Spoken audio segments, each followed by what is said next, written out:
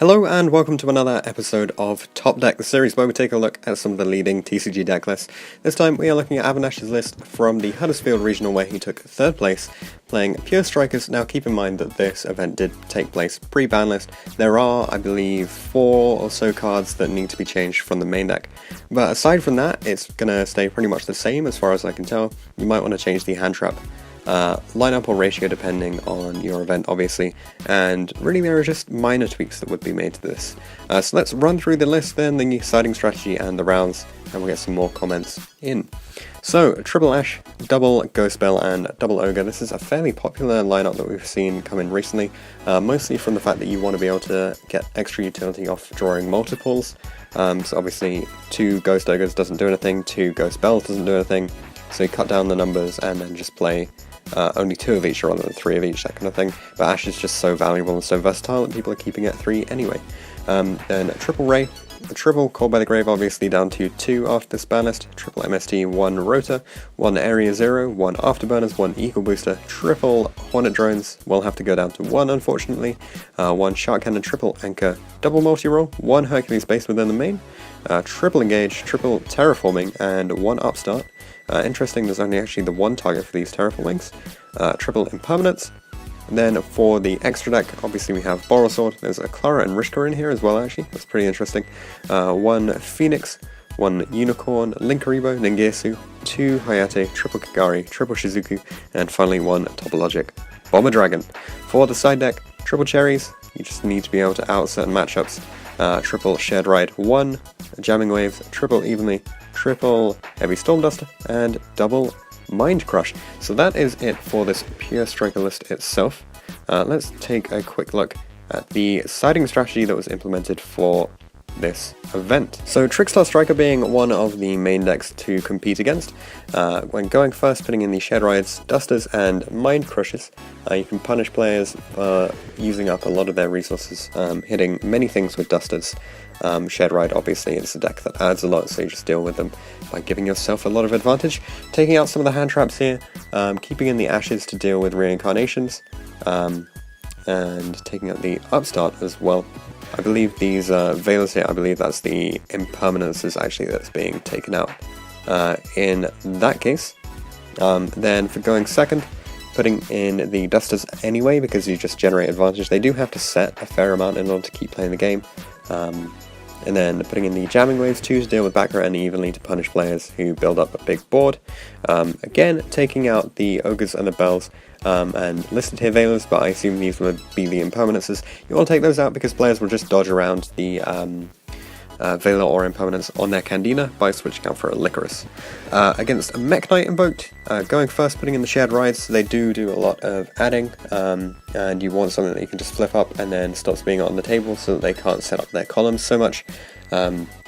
Taking out the Ogres and the Upstart, probably the least good in these cases. You can actually hit Invocation with Ghost Bell, which is pretty interesting. Going second, putting in the Evenlies. Going second, you don't tend to have very much unless you choose it, so then you can just deal with any board that they do assemble by removing everything with an Evenly. Going against Draco, when going first, putting in the Dusters and the Mind Crushes, you can get rid of their spells and traps and their diagram before they can actually get their plays off. Taking out the Veilers, which don't really do anything, and the Bells also not doing anything in this matchup. And then for going second, putting in the Evenlies here, keeping the Storm Dusts, and again taking out Veilers and Bells, and 1 Upstart actually coming out there when going second against Draco. For Noble Knights, so this is another matchup that he did face at the event, he was putting in the Storm Dusters in order to deal with the equip spells. I assume this is after the time that they've equipped second time around, taking out the Bells and the Upstart, and then going second you just need to out their board, and they have no protection versus Evenly, so that does the job. That's it for the siding strategy. So let's take a look at the rounds that he played. So round 1 he went up against Noble Knights and went 2-0. Round 2 against Trickstar Floodgate went 2-1. Round 3 against Mech Knight Invoked went 2-0. Round 4 against Mech Knight Invoked went 2-0. Round 5 against Trickstar Striker went 2-0. Round 6, a loss here against Draco 0-2. and finally in round 7 went up against Trickstar Striker and went 2-0 again.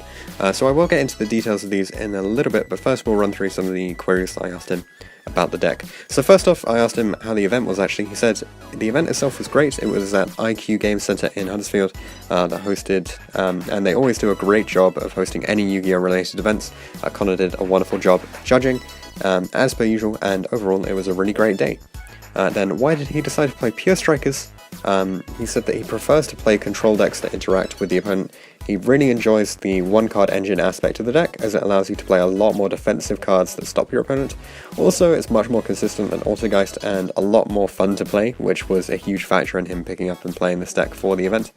Then you can see he opted for the 10 hand traps. Just wanted to know why he went for these particular ones, and obviously why they're 2 sets of 2. He decided on 10 instead of 9, as he was originally going to play 3 Ash, 3 Impermanence, and 3 Ogre. But he switched to the 2 Ogre and 2 Bell, just because having 10 means that he has a slightly higher chance of drawing 2 hand traps that you can actually play against Goki, and you really need them in order to stop the combo from going off. Also, Bell can be really brutal in that matchup if they don't hard draw the second rematch. Unfortunately, he couldn't get Impermanences for the event, so he actually subbed in Veilers for actually playing the event instead. So these Impermanences that you see, switch them out for the Veilers. Then there's only one Area 0 in the 3 terraforming, so he decided to play 3 Terra, as Area 0 itself isn't a starter card without MST or multi-roll. He thought that it would be better to run triple terraforming, as it allows you to get the extra spell in the grave, rather than hard drawing the field spell. Then as for the sort of power techs like Ibly, Skyblaster, Foolish Goods, that kind of thing, he says that he's tried out all the power techs in the deck and they have too many negatives in his opinion.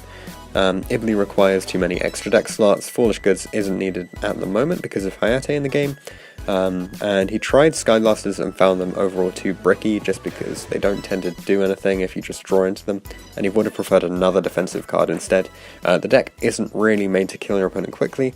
He finds it better to slow the game down until you reach your own kind of pace, and then build up advantage and break your opponent's board over and over again, and that's a more effective way for him to get wins.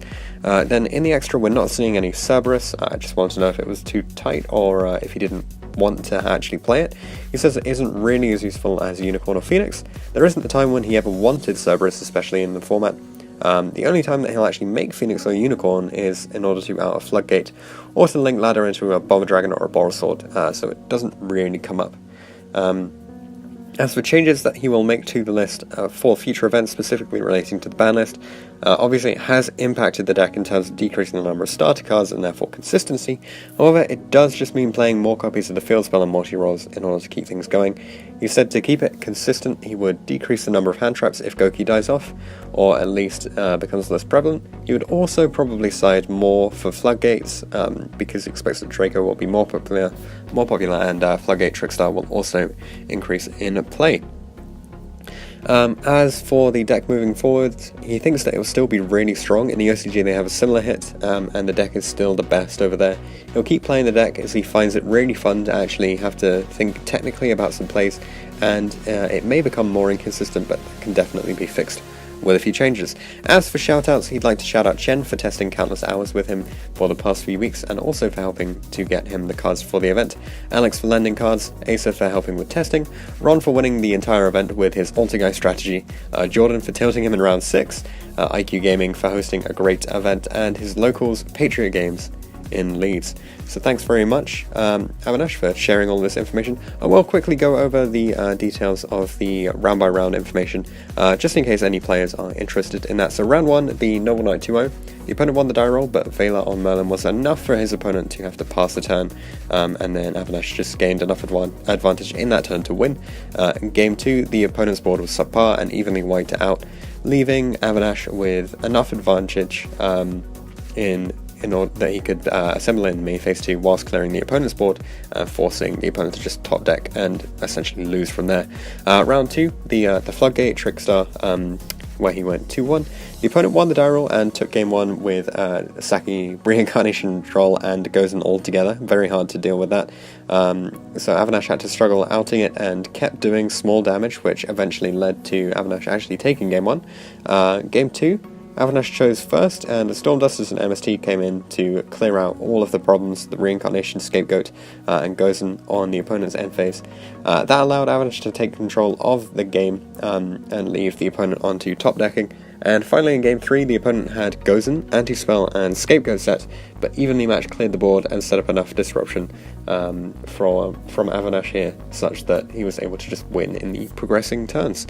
Round 3, the Mech Knight invoked 2-0. Game 1 had Avinash had enough disruption to stop the opponent's plays, and luckily prevented himself from being OTK'd.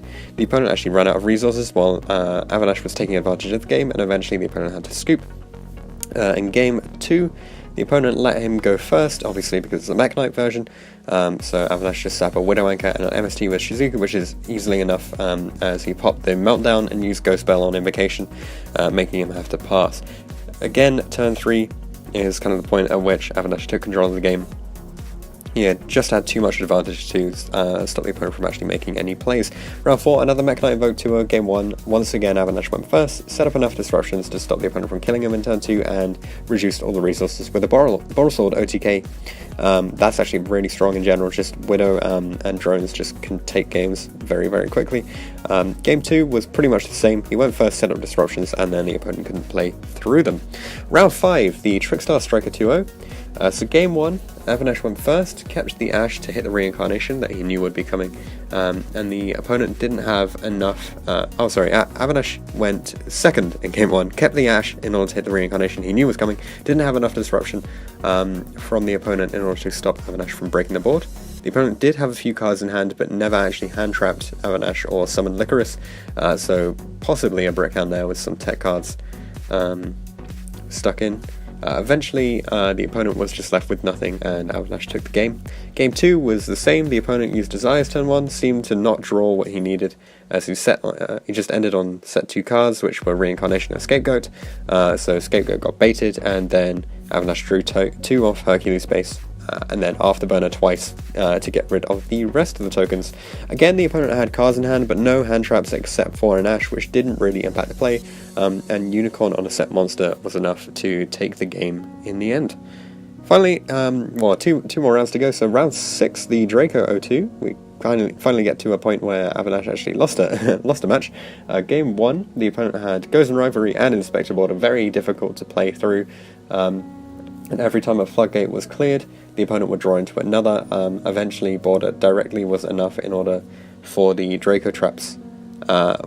Eventually, Border directly was enough, as the Draco traps would pop any of Avinash's monsters. Game 2, Avinash obviously went first here, set up a Shizuku with double engage play, sided in evenly, even though he's going first, because he figures that his board will be cleared and then he can just wipe stuff.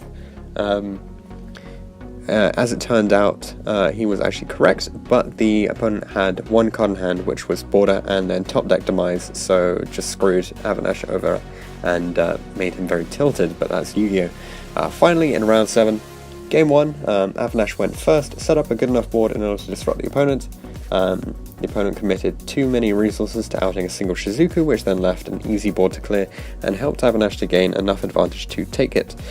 Game 2, the opponent goes first and Stormdusters come in very strong. However, Avinash missed out on the Scapegoat but had enough disruption the following turn to leave him with having to do 5,000 damage with 2 minutes on time. He just had no way of doing enough damage. There was a Widow Anchor on the Bomber, and it attacked the Candina, but it wasn't enough, so Avinash ended up winning. He had game next turn anyway, as the opponent was on 500, and he had nothing except Light Stage and Candina remaining, so Hayate would have been it. So thanks again very much for sharing all of this information with us, Avinash. If you're interested in checking out the list yourself and you want to take a look, just drop into the description. There's a link to the Dueling Book version of the deck, so you can give it a go. Great to see this third place Pure Striker list, and note that there aren't that many changes that need to be made to it. It's still very much going to be a potentially extremely strong deck coming into the upcoming format. Thanks for watching this episode of Top Deck. If you have any comments or suggestions that you would like to make, leave them in the comment section down below. Check out the description for details of how you can get involved in this series. You can enter by voice interview, or instead you could just send all of your information over Facebook Messenger. Anything like that will be absolutely fine. If you want to see anything in particular from the upcoming series, then be sure to get in touch, and I'll see you guys in the next video.